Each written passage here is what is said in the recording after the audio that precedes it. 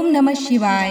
प्रिय शिव भक्तों, आज हम शिव पुराण रुद्र संहिता के तृतीय खंड के 9वें अध्याय तथा 10वें अध्याय को सुनेंगे। तो चलिए इस दिव्य यात्रा को हर हर महादेव बोलते हुए शुरू करते हैं।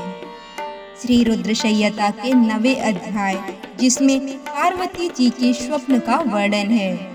ब्रह्मा जी बोले, हे मुनिश्रेष्ठ नारद, जब मैना पार्वती के पास पहुंची तो उन्हें देखकर सोचने लगी कि मेरी पुत्री तो कोमल और नाजुक है।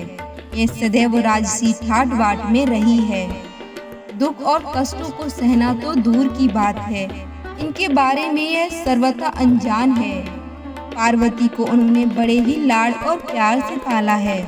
तब कैसे मैं अपनी प्रिय पुत्री को कठोर तपस्या करने के लिए प्रेरित कर सकती हूँ। यही सोचकर मैना अपनी पुत्री से तपस्या के लिए कुछ नहीं बोल सकी।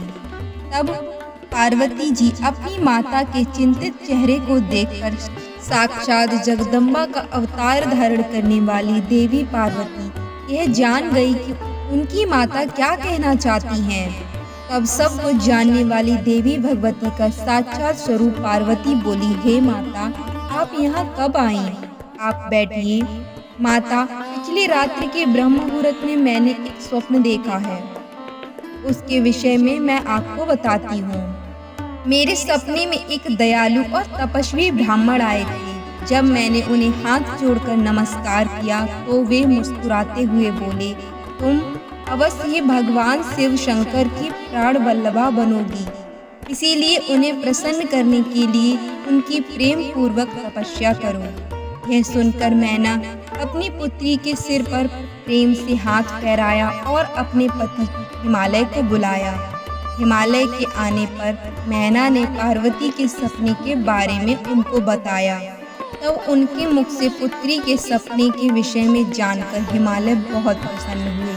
तब वे अपनी पत्नी से बोले, प्रिय मैना, मैंने भी पिछली रात को एक सपना देखा था। मैंने अपने सपने में एक बड़े उत्तम तपस्वी को देखा। वे नारद मुनि द्वारा बताए गए सभी लक्षणों से युक्त थे। वे उत्तम तपस्वी मेरे नगर में तपस्या करने के लिए आए थे। उन्हें देखकर मुझे बहुत खुशी हुई। मैं अपनी पुत्री पार्वती को साथ लेकर उनके दर्शनों के लिए उनके पास पहुंचा। तब मुझे ज्ञात हुआ कि वे नारद जी के द्वारा बताए हुए वर भगवान शिव ही हैं। तब मैंने पार्वती को उनकी सेवा करने का उपदेश दिया, परंतु उन्होंने मेरी बात नहीं मानी। तभी वहां सांख्य और वेदांत पर विवाद छिड़ गया। तत्पश्चात उनकी आज्ञा पाकर पार्वती वहीं रहकर भक्ति पूर्वक उनकी सेवा करने लगी। हे प्रिय, यही मेरा सपना था, जिसे देखकर मुझे अत्यंत प्रसन्नता हुई। मैं सोचता हूँ कि हमें कुछ समय तक इस स्वप्न के सच होने की प्रतीक्षा करनी चाहिए। ऐसा कहकर हिमालय और मैना उस उत्तम सपने के सच होने की प्रतीक्षा करने लगे। हर हर महादेव। श्री रुद्र संहिता के तृतीय खंड के 10वें अध्याय, जिसमें भौम जन्म का वर्णन है। ब्रह्मा जी बोले, नारद, भगवान शिव का यश परम पावन, मंगलकारी, भक्तिवर्धक और उत्तम है। दक्ष यज्ञ से वे अपने निवास कैलाश पर्वत पर वापस आ गए थे। वहां आकर भगवान शिव अपनी पत्नी सती के वियोग से बहुत दुखी थे। उनका मन देवी सती का स्मरण कर रहा था और वे उन्हें याद करके व्याकुल हो रहे थे। तब उन्होंने अपने सभी गणों को वहां पर बुलाया और उनसे देवी सती के गुणों और उनकी सुशीलता का वर्णन करने लगे। फिर गृहस्थ धर्म को त्याग कर वे कुछ समय तक सभी लोकों में सती को खोजते हुए घूमते रहे। इसके बाद वापस कैलाश पर्वत पर आ गए, क्योंकि उन्हें कहीं भी सती का दर्शन नहीं हो सका। तब अपने मन को एकाग्र करके वे समाधि में बैठ गए। भगवान शिव इसी प्रकार बहुत लंबे समय तक समाधि लगाकर बैठे रहे। असंख्य वर्ष बीत गए। समाधि के परिश्रम के कारण उनके मस्तक से पसीने की बूंदें पृथ्वी पर गिरी। वह बूंदें एक शिशु में परिवर्तित हो गई। उस बालक का रंग लाल था, उसकी 4 भुजाएं थीं, उसका स्वरूप मनोहर था। वह बालक दिव्य तेज से संपन्न अनोखी शोभा पा रहा था। वह प्रकट होते ही रोने लगा उसे देखकर संसारी मनुष्यों की भांति शिव जी उसके पालन पोषण का विचार करके व्याकुल हो गए। उसी समय डरी हुई एक सुंदर स्त्री वहां आई। उसने उस बालक को अपनी गोद में उठा लिया और उसका मुख चूमने लगी। तब उन्होंने उसे दूध पिलाकर उस बालक के रोने को शांत किया। फिर वह उसे खिलाने लगी। वह स्त्री और कोई नहीं, स्वयं पृथ्वी माता थी।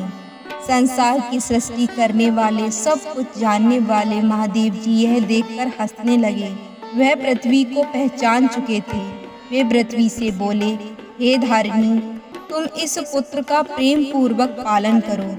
यह शिशु मेरे पसीने की बूंद से प्रकट हुआ है। हे वसुधा, यद्यपि यह बालक मेरे पसीने से उत्पन्न हुआ है, परंतु इस जगत में यह तुम्हारे ही पुत्र के नाम से जाना जाएगा।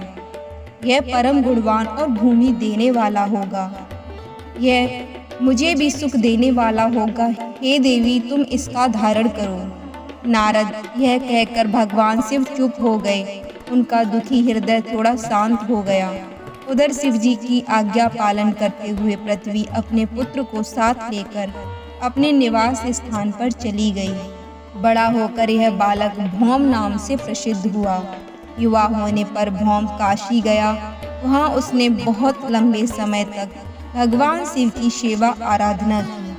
तब भगवान शंकर की कृपा दृष्टि पाकर भूमिपुत्र भौम दिव्य लोक को चले गए। हर हर महादेव। प्रिय शिव भक्त, आज हमने शिव पुराण रुद्र संहिता के 9वां तथा 10वां अध्याय सुना, जिसमें हमने पार्वती जी के स्वप्न और भौम का जन्म शिव पुराण के गहन रहस्यों में एक है, जहां ईश्वरीय संकेत, आत्मिक जागरण और ब्रह्मांडीय संतुलन एक दूसरे से गुथे हुए हैं। पार्वती का स्वप्न कोई साधारण दृश्य नहीं था। वह उनके अंतर्मन में हो रहे दिव्य संकेतों का दर्पण था। यह स्वप्न उनके आगामी तप और शिव से मिलन की ओर एक आध्यात्मिक आवाहन था। यह हमें बताता है कि जब कोई आत्मा पूर्ण निष्ठा से अपने लक्ष्य की ओर अग्रसर होती है, तो ब्रह्मांड भी उसे संकेत देने लगता है। वहीं भौम जन्म की कथा यह बताती है कि किस प्रकार भगवान शिव के पसीने से उत्पन्न मंगल ग्रह का अवतरण हुआ। यह केवल एक खगोलीय घटना नहीं, बल्कि शिव की तपस्या की अग्नि और उनके तपस्वी स्वरूप की शक्ति का प्रमाण है। भौम का जन्म पृथ्वी पर जीवन और क्रियाशीलता के संतुलन का प्रतीक बन जाता है। इन दोनों अध्यायों से यह स्पष्ट होता है कि परमात्मा की योजना कभी भी आकस्मिक नहीं होती। हर स्वप्न, हर जन्म, हर घटना ब्रह्मांडीय उद्देश्य से जुड़ी होती है। तो प्रिय भक्तों, आज की वीडियो में बस इतना ही। मिलते हैं अगली वीडियो में एक नए अध्याय के साथ। तब तक के लिए हर हर महादेव, जय भोलेनाथ।